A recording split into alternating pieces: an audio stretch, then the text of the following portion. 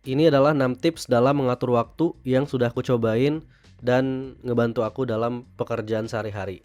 Nah, dalam mengatur waktu, hal pertama yang harus kita lakukan adalah untuk ngerencanain dulu hal apa aja yang akan kita lakukan atau waktu kita akan habis dipakai untuk apa aja. Istilahnya planning atau merencanakan apa saja hal-hal yang harus selesai di hari itu.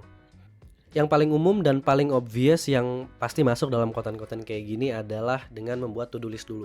Jadi merencanakan dengan membuat list-list tentang apa aja pekerjaan atau hal yang harus kita selesaikan dalam jangka waktu tertentu.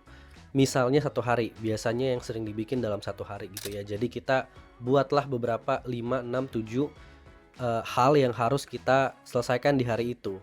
Medianya bisa macam-macam. Jadi kalau misalnya kalian prefer metode konvensional, paling gampang pakai pulpen dan pakai kertas, paper and pen, itu bisa di list hal-hal apa aja yang harus dilakukan. Atau kalau kalian prefer menggunakan gadget, itu bisa pakai Notes, bisa pakai Microsoft Task, bisa pakai Notion juga.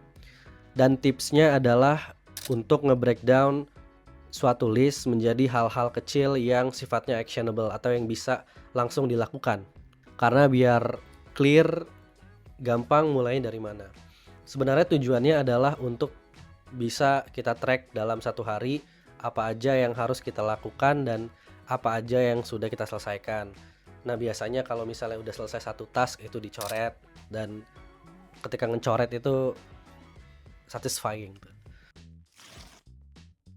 Jadi that's the first thing yang biasa aku lakukan dalam mengatur waktu adalah untuk merencanakan dulu apa yang harus dilakukan menggunakan metode to-do list.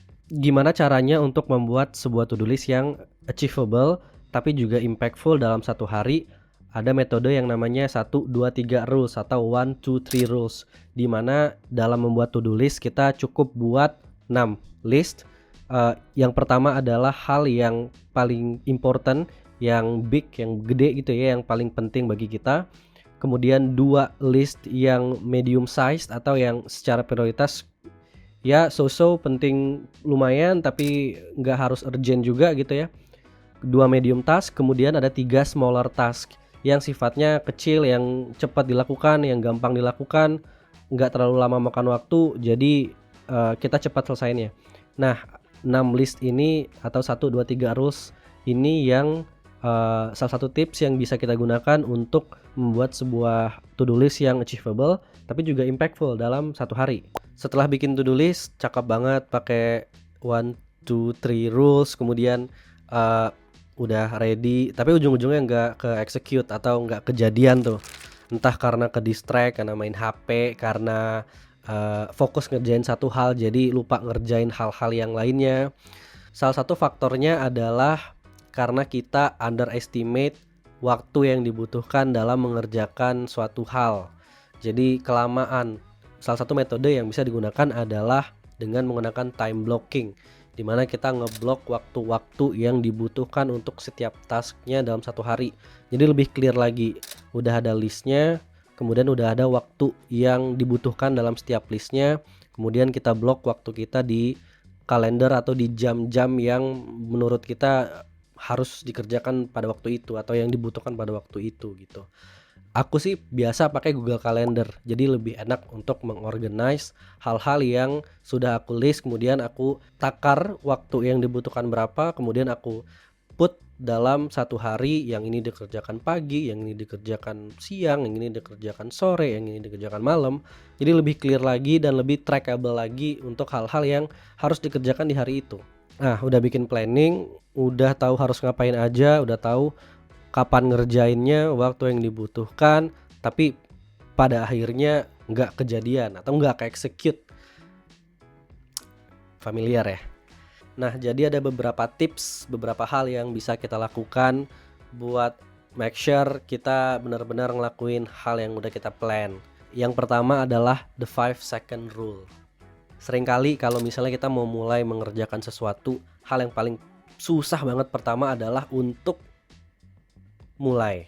Apalagi kerjaan yang sifatnya self driven atau kita yang memulai, kita yang mengakhiri. Nah, ada yang namanya 5 seconds rule di mana kita ngitung 1 sampai 5 atau 5 sampai 1 di hitungan terakhir kita harus start apa yang mau dikerjakan gitu ya. Masih susah juga untuk memulai, ada juga yang namanya 5 minutes rules di mana coba dulu aja 5 menit, kalau misalnya pekerjaan itu terlalu susah bisa berhenti ngerjain di waktu yang lain.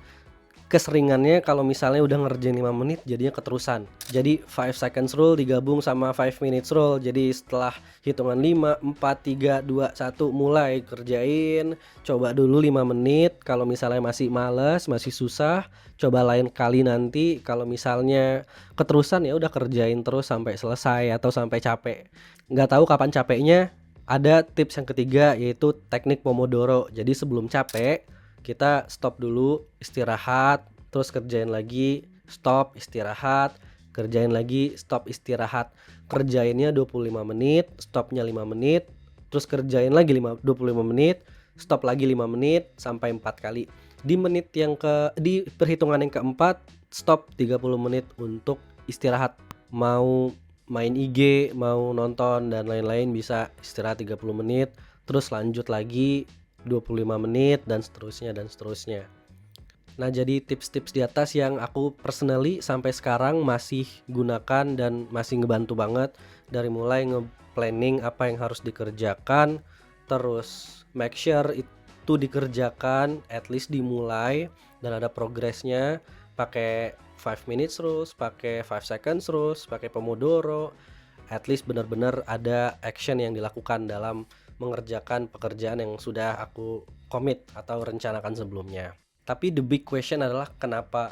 Karena tips-tips yang tadi itu hanya sebagai tools dan itu works untuk aku tapi mungkin nggak works untuk kalian, atau mungkin cara kerja kalian beda. Yang harus dicari tahu adalah kenapanya, kenapa procrastinate, kenapa waktunya nggak cukup, apakah karena lembur, apakah karena tidur malam, kebanyakan main game, kebanyakan habis waktunya buat sosmed, atau nggak punya motivasi.